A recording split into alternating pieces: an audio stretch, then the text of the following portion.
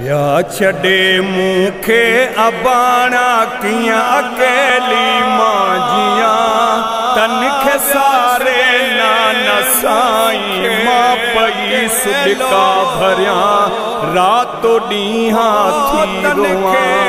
या छड़े मूंखे अबाणा किया अकेली मां जिया तनखे सारे नाना साईं मां पई सुडका भरिया रातो डीहा थी रोवा।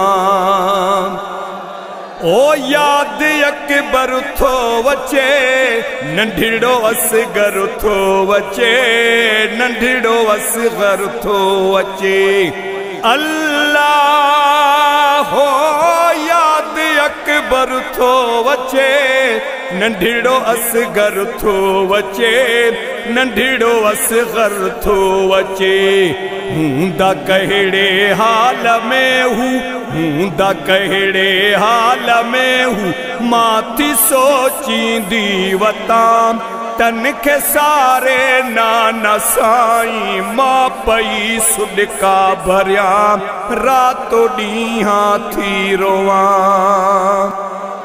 वैण थी सुगरा करे जिया कहीं जे आसरे जिया कहीं जे आसरे अल्लाह हो वैण थी सुगरा करे जिया कहीं जे आसरे जिया कहीं जे आसरे।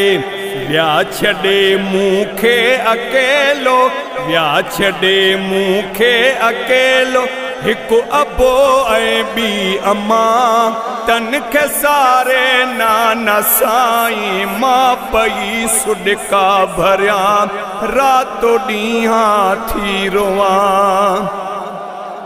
जिया बुधा थी बाखुदा अल्लाह अकबर जी सदा अल्लाह अकबर जी सदा अल्लाह हो जिया बुधा थी बाखुदा अल्लाह अकबर जी सदा अल्लाह अकबर जी सदा। याद थी मूंखे डियार याद थी मूंखे डियार भाव अकबर जी अज़ाम तनखे सारे नाना साईं मां पई सुडका भरिया रातो डीहा थी रोवा। हाय उजड़ीअ जो सॼो वेढ़ो थी वीरानो वियो वेढ़ो थी वीरानो वियो अल्लाह हो हाय उजड़ीअ जो सॼो वेढ़ो थी वीरानो वियो वेढ़ो थी वीरानो वियो। सुन्य थियो सारो मदीनो सुन्य थियो सारो मदीनो नाना सजणन खां बिना तनखे सारे नाना साईं मां पई सुडका भरिया रातो डीहा थी रोवा।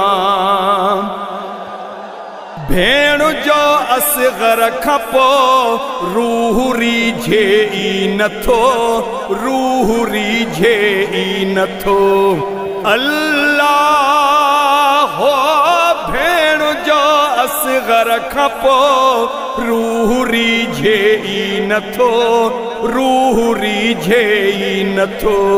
कहीं के पींघे में सुम्हारिया कहीं के पींघे में सुम्हारिया कहीं के मालोली डिया तनखे सारे नाना साईं मां पई सुडका भरिया रातो डीहा थी रोवा।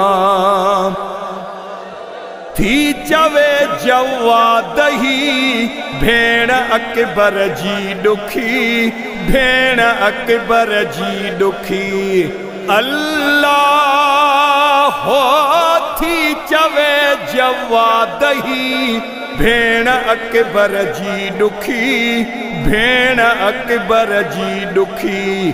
घुर दुआऊं नाना साईं घुर दुआऊं नाना साईं शाल सजणन सां मिला तनखे सारे नाना